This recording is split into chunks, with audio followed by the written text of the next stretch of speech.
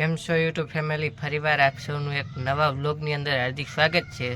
હર હર મહાદેવ, જય શ્રી કૃષ્ણ, મહાદેવ મહાદેવ. આજે આપણે દયાળ ગામની અંદર આવેલા છે રત્નેશ્વર મહાદેવનું એક એવું અદ્ભુત મંદિર છે, તેના આપણે દર્શન કરશું. એક એવું મંદિર છે જેની અંદર તમારે એ ગામ છે ને, ગામથી 3-4 કિલોમીટરના અંતરે આવેલું છે રત્નેશ્વર મહાદેવનું મંદિર. તેના આજે આપણે દર્શન કરવાના છે, તો કન્ટિન્યુ બ્લોગમાં બન્યા રહેજો. આજે હું તમને સરસ મજાના દર્શન કરાવું રત્નેશ્વર મહાદેવના. ચાલો આપણે દર્શન કરીએ. હું તો નથી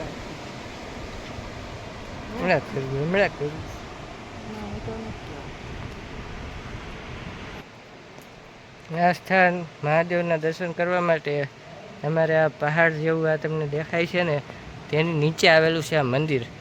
આ જોરદાર આ ગુફા છે. આમાં તમને સીડી ઉપર ચડીને સીડીએથી ધીરે ધીરે ઉતરીને તમારે અંદર જવાનું હોય છે. અને ત્યાં બહુ અંધારું પણ હોય છે અને આવી લીલું છમ એવું છે. આ બધી પહેલી વાર આપણે આવ્યા છે રત્નેશ્વર મહાદેવના દર્શન કરવા માટે.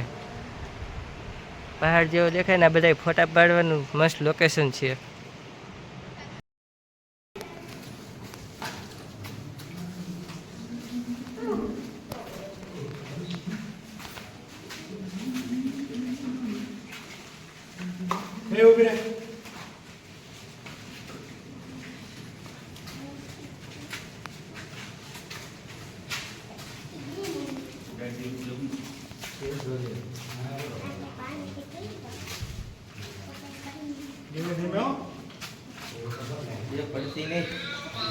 ચંપલ કાઢી ચંપલ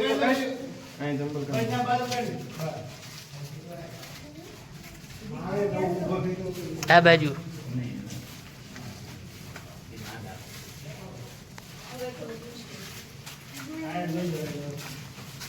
બધા દર્શનાર્થીઓ રત્નેશ્વર મહાદેવના દર્શન કરવા માટે ગુફાની અંદર આવવું પડે છે. અને આ જગ્યા બહુ વિશાળ મોટી સમુદ્રના કિનારે આવેલી છે.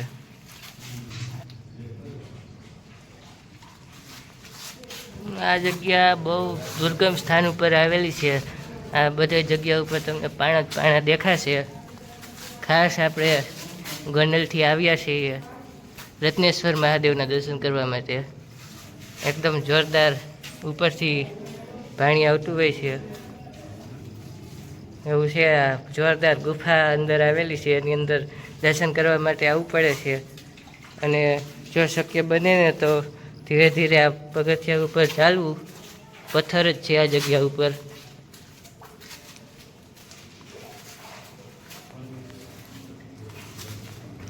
મોટી મોટી શિલાઓ છે પથ્થરની.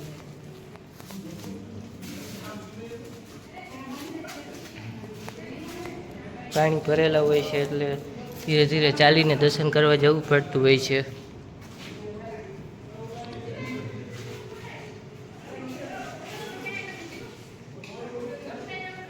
આ બધા પગથિયા છે, ધીરે ધીરે ચડીને જવા માટે ઉપર. હજી ઉપર છે પગથિયા. નીચે જેમ મંદિર છે એમ ઉપર પણ સરસ મજાનું મંદિર છે મહાદેવનું. આ બાજુ મહાદેવનું મંદિર બનાવેલું છે.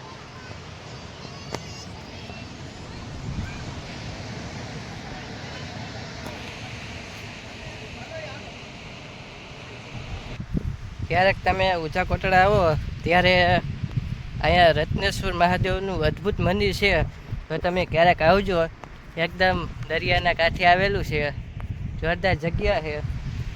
પાંડવકાલીન, મને તો ખ્યાલ નથી કે કેટલા વર્ષ જૂનું છે, પણ પાંડવકાલીન કહેવામાં આવે છે કે આ જગ્યા પાંડવકાલીન છે. આ હું તમને અત્યારે બતાવવા જઈ રહ્યો છું. સાવ ઉપર દરિયાના કાંઠે જ છું હું. અને આ જગ્યા ઉપર એક મંદિર આવેલું છે, તો આપણે ત્યાં પણ આવ્યા છીએ દર્શન કરવા માટે.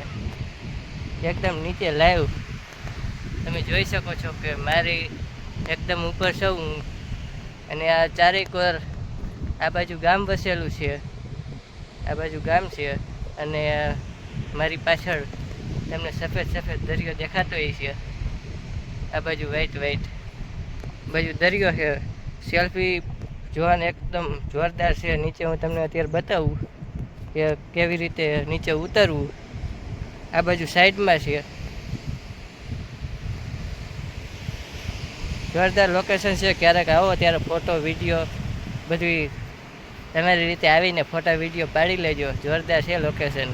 ક્યારેક ને ક્યારેક આવો તે તમારો એક લાવો કહેવાય કે તમે આ જગ્યા ઉપર આવો.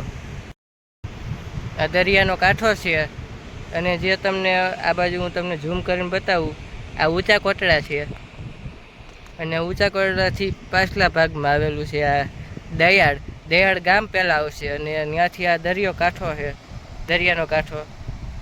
આ તમને નીચે એક શંખ જેવું અને આ નંદી મહારાજ જેવું એક આ પથ્થર છે એવું લાગે છે તમને. જરાક આમ તમે જોઈને વિચારીને કહેજો કે એવું જ લાગે છે કે નહીં. આખો આ બધો દરિયો જ છે અને સામે પહેલી બાજુ જે દેખાય ને ત્યાં આ જગ્યા ઉપર પોતાનું ગુજરાન ચલાવતા લોકો એટલે કે મચ્છીમારો ત્યાં રહે છે, ત્યાંથી દરિયો ખેડતા હોય છે. હાલ આપણે આ જગ્યા ઉપર આવ્યા છીએ. અવાજ થયો એટલે મહારાજની સમાધિ ઉડી ગઈ અને બહુ દુઃખ થયું. હું સમાધિમાં મારા ગુરુ શરણમાં કેટલો આનંદ કરતો હતો. તમને